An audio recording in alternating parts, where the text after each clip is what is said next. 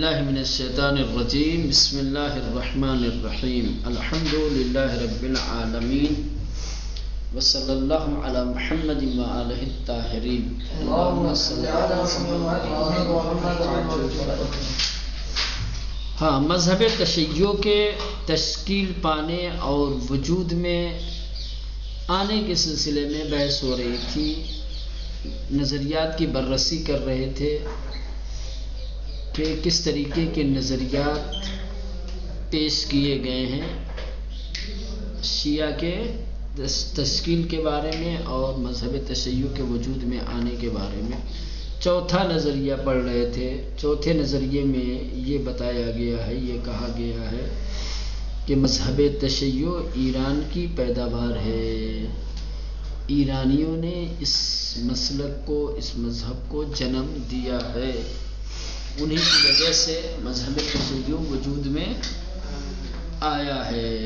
جب امام حسین علیہ السلام کی کیا ہے بادشاہ یزدگرد کی بیٹی سے نکاح ہوا، عقد ہوا، تو اس عقد کے نتیجے میں کیا ہے ایرانیوں کے اہل بیت اطہار سے ایک خاص رشتہ، ایک خاص رابطہ ہوا، اور پھر ایرانی کیا ہے انہی کی محبت میں آ کر کے اس مسلک کو، اس مذہب کو بنایا۔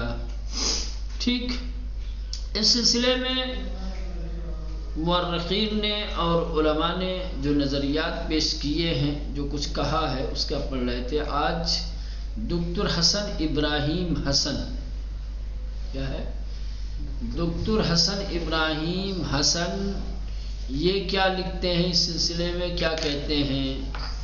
کہہ رہے ہیں کہ در نتیجہ ازدواج حسین ابن علی با شہربانو دختر یزدگرد آخری بادشاہ خاندان ساسانی، تمایلات سیاسی و وطنی ایرانیان بسوئے عرب متوجہ گشت و ایرانیان فرزندان حسین را مظہر پادشاہان قدیمی خود میدانستند، بے ہمین جہت بود کی ایرانیان نسبت بے علی بن طالب علاقے بے نظیر داشتند۔ چلیں مولانا، تو یہ کیا کہہ رہے ہیں؟ دکتر حسن ابراہیم کہتے ہیں کہ امام حسین علیہ السلام کی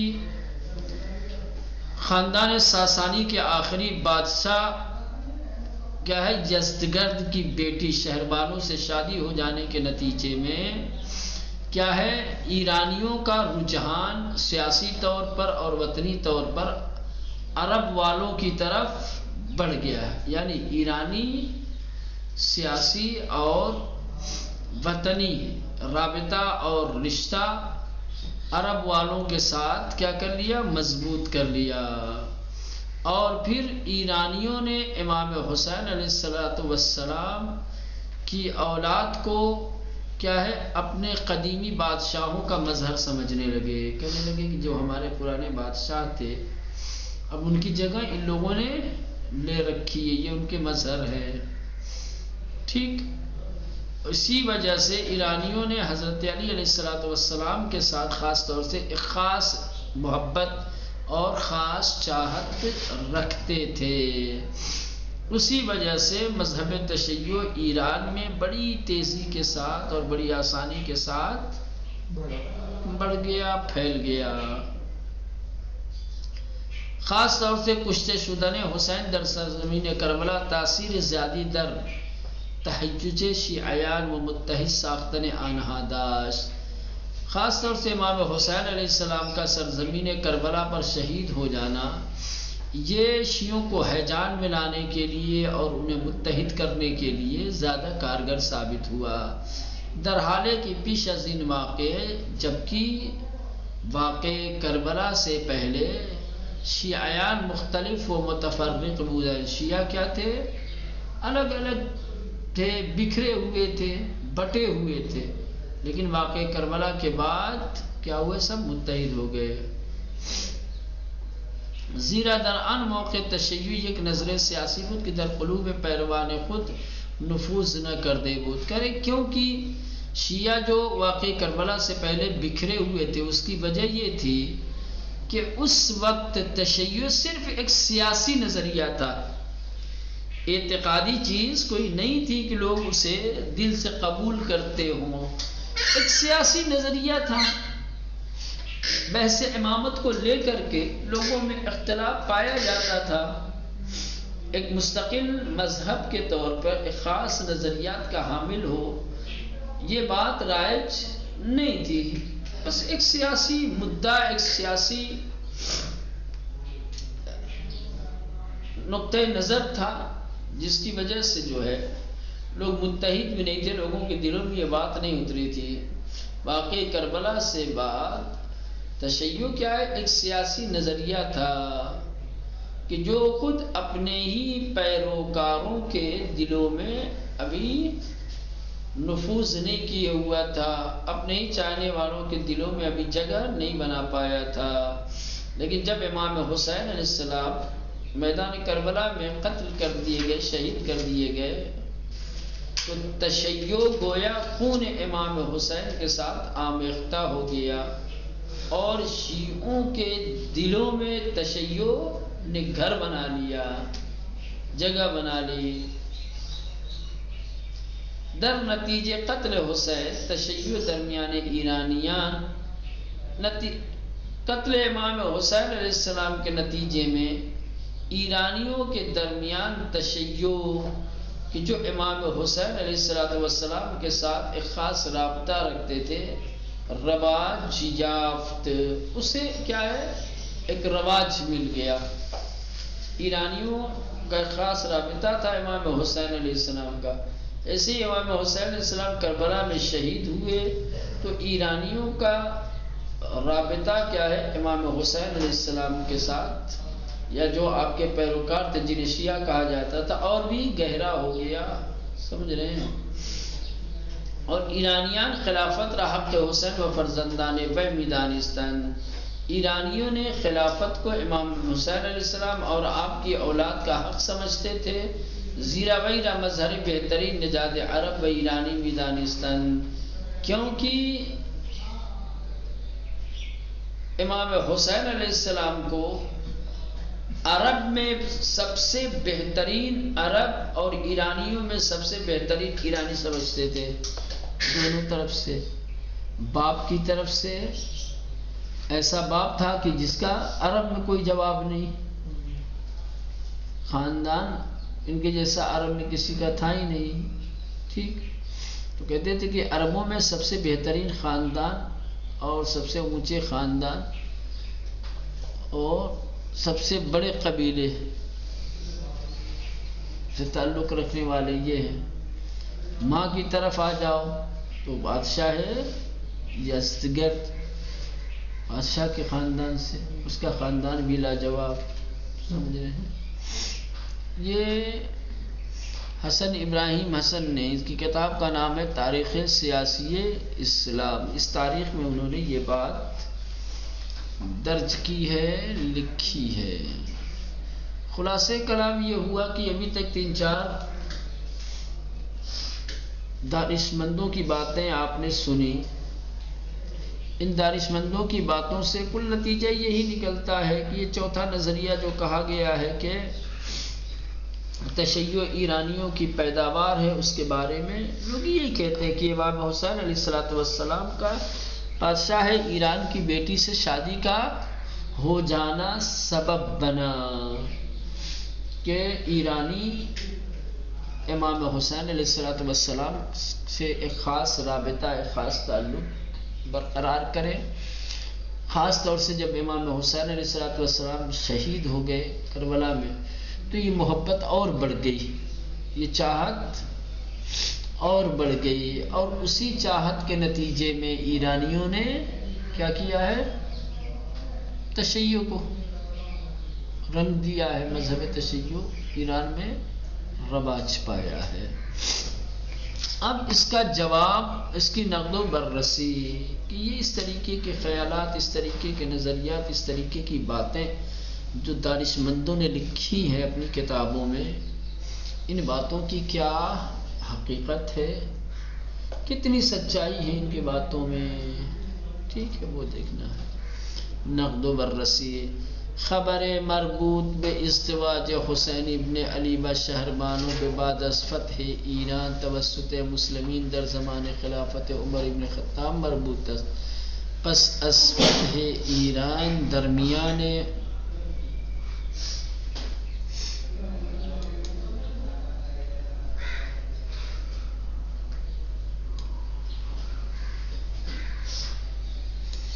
اسرای که مسلمین و خود آوردن سه دختر یزدگرد دیده می شدند. هنگامی که اسرا فروخته شدند خلیفه امر کرد که دختران یزدگرد نیز فروخته شوند، اما علی ابن ابی طالب گفت با دختران پادشاهان به مانند دیگران نباید معامله کرد.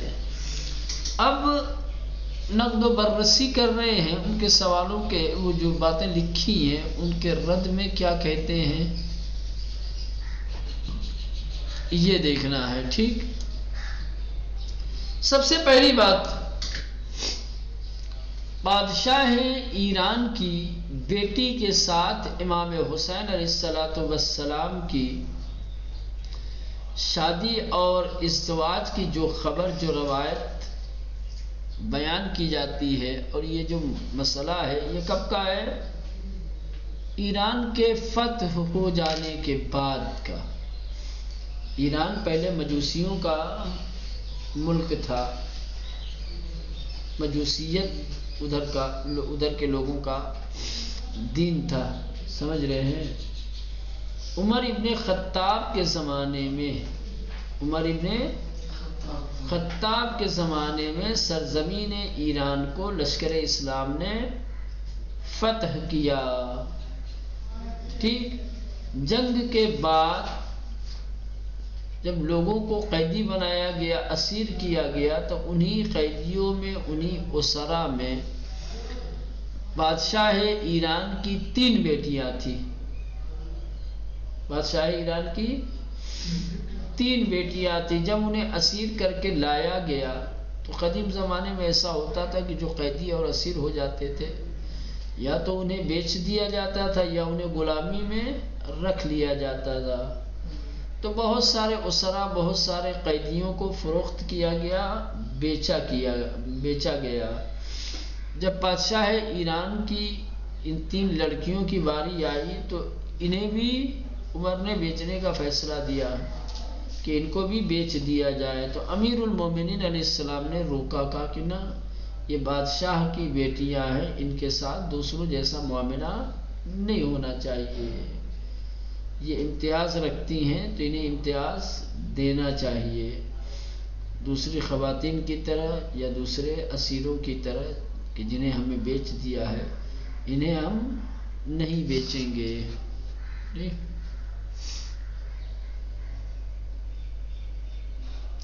تو عمر نے پوچھا کہ نہیں بیچیں گے تو پھر کیا کریں گے ہم ان کے ساتھ؟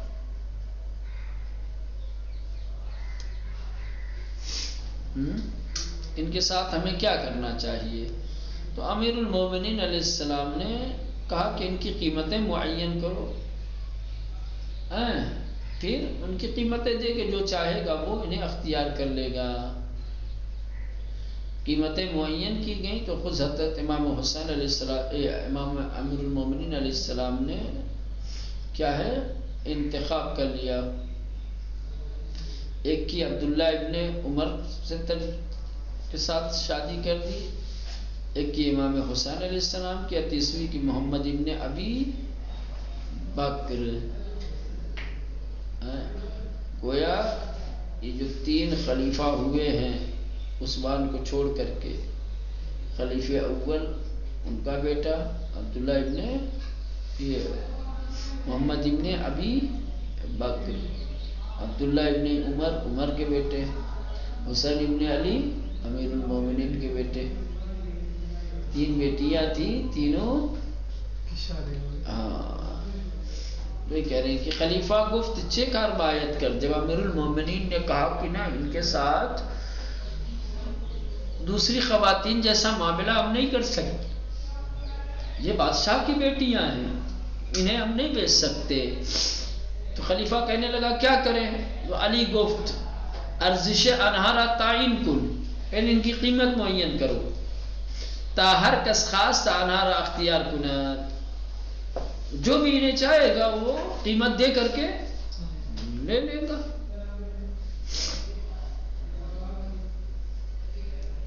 انگا خود علی انہارا گرفت. قیمت معین کی گئی، قیمت مقرر کی گئی، اور پھر حضرت علی علیہ السلام نے ان کا انتخاب کیا. وَيَكِرَ بِعَبْدُاللہ ابن عمر تزویج کر، ایک کی عبداللہ ابن عمر کے ساتھ شادی کر دی. یہ عبداللہ ابن عمر، یہ عمر کا بیٹا، ٹھیک. دیگری رب فرزندش، اور دوسری لڑکی کا اپنے بیٹے امام حسین علیہ السلام کے ساتھ. وَسِبْوَمِرَ بِمُحَمَّدِ ابن ابی بکر، تیسرے کا خلیفہ اول کے بیٹے محمد سے، ٹھیک. عبداللہ از ہمسرش صاحب فرزندی شد بنام سالم. یہ جو عبداللہ ابن عمر تھا اس کی بیوی کے یہاں بچہ پیدا ہوا، اس بچے کا نام تھا سالم، ٹھیک. عبداللہ از ہمسرش، عبداللہ کے یہاں اس کی بیوی سے صاحب فرزندی شد، ایک بیٹے کا باپ بنا، بنام سالم، جس بیٹے کا نام کیا تھا؟ سالم. برائے حسین ابن علی از دختر یزدگرد زین العابدین بھی دنیا آمد، اور جو امام حسین علیہ السلام کی زوجہ تھی، یزدگرد کی بیٹی جو تھی، ان کے شکم سے امام زین العابدین علیہ السلام پیدا ہوئے. وہ محمد ابن ابی بکر از ہمسرش صاحب قاسم شد، اور محمد ابن ابی بکر کے یہاں ان کی بیوی سے قاسم پیدا ہوئے.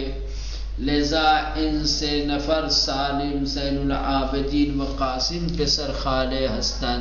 لہذا اب جو یہ تین اشخاص ہیں، یہ جو تین لوگ ہیں، کون؟ سالم، زین العابدین اور قاسم، یہ کیا ہے؟ سب خالزاد بھائی ہیں آپس میں، تین بہنوں کے بیٹے ہیں.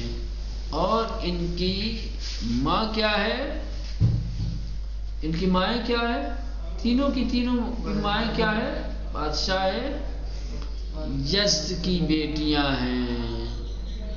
اب یہاں سوال یہ پیدا ہوتا ہے کہ اگر تشیع کو ایرانیوں کی پیداوار مان لی جائے صرف اس بنیاد پر کہ حسین ابن علی ایرانیوں کے داماد تھے، بادشاہ ایران کی بیٹی سے شادی کی تھی، اسی شادی کی بنیاد پر ایرانیوں نے مذہب تشیع کو جنم دیا ہے، تو داماد تو اور بھی تھے. کیا خالی حسین کو ہی داماد مانتے تھے ایرانی؟ انہی کو سر پہ بیٹھاتے تھے. عبداللہ ابن عمر بھی تو داماد تھے، محمد ابن ابی بکر بھی تو داماد تھے. کہا نا کہ تشیع کے ایرانیوں کی پیداوار ہے، اور ایرانیوں نے اس مذہب کو پیدا کیا ہے صرف رشتے کی بنیاد پر. تو رشتہ صرف حسین کا تو تھا نہیں. یہ کیسے ممکن ہے کہ ایک ہی باپ کی تین بیٹیاں، تینوں کے تین اشخاص سے شادی کی جائے، ان میں سے ایک کی سے محبت کی جائے، ایک کی طرف انسان اتنا توجہ دے، ایک کی محبت دل میں اس طرح سے بٹھا دے کہ اس کے نام پر پورا ایک مذہب بنا دے، اور باقی دوسروں کے لیے کچھ نہیں. کبھی کبھی درجہ سوال مطلب بھی شود. یہاں پر یہ سوال پیدا ہوتا ہے کہ اگر تشیع ایرانیان بخاطر ان بودے، اگر ایرانیوں کا شیعہ ہونا اس وجہ سے تھا تو حسین ابن علی داماد ایرانیانس کہ امام حسین ایرانیوں کے داماد ہیں، تو چرا دامادی عبداللہ و محمد کے ہر دو فرزندان خلیفے ہستن، تو کیوں آخر عبداللہ اور محمد ان کی دامادی جبکہ یہ دونوں خلیفہ کے بیٹے ہیں در گرائش اعتقادی و مذہبی آنان تاثیر نہ داشتے است؟ کیوں نہیں اعتقادی اور مذہبی رجحان میں ان کے اوپر کوئی اثر ہوا؟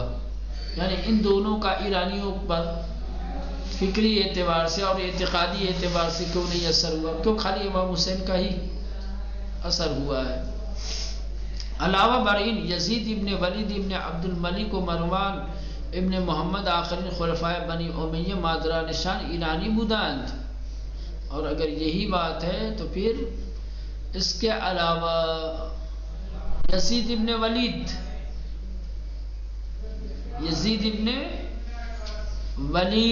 ولید ابن عبد الملک و مروان ابن محمد، یہ جو بنی امیہ کے آخری خلفاء ہیں، ان کی مائیں بھی ایرانی تھی. ایرانیوں نے ان کی طرف توجہ کیوں نہیں دی؟ ایرانی ان کے نظریات سے، ان کے عقائد سے متاثر کیوں نہیں ہوئے؟ چرا ان ازدواجہ در تمایل ایرانیان و بنی امیہ و مذہب آنان تاثیر نہ داشتے؟ ان کی شادیاں ایرانی خواتین کے ساتھ کیوں نہیں جو ہے بنی امیہ والے اور دوسرے لوگ ایرانیوں پر متاثر ہوئے، یا ایرانیوں کو مثلا بھی متاثر کر پائے؟ جیسے خلفاء کے 2 بیٹوں کی شادیاں، بنو امیہ کے ان خلفاء کی جو ہے ماؤں کا ایرانی ہونا، یہ تمام جو رشتے ہیں ایرانیوں کے ساتھ. تو کہنے کا مطلب یہ ہے کہ صرف اور صرف امام حسین علیہ السلام کا ہی رشتہ مؤثر رہا ایرانیوں کے لیے. ان لوگوں کا رشتہ کیوں نہیں مؤثر ہوا؟ ان لوگوں کے عقائد، ان لوگوں کے نظریات ایرانیوں پر اثر انداز کیوں نہیں ہوئے؟ سوال یہ ہے. ٹھیک، تو یہ چوتھے نظریے کا یہ پہلا گروہ تھا جس نے کہا کہ امام حسین علیہ السلام کی ایران کے بادشاہ سے بیٹی کے نتیجے میں مذہب تشیع وجود میں آیا ہے.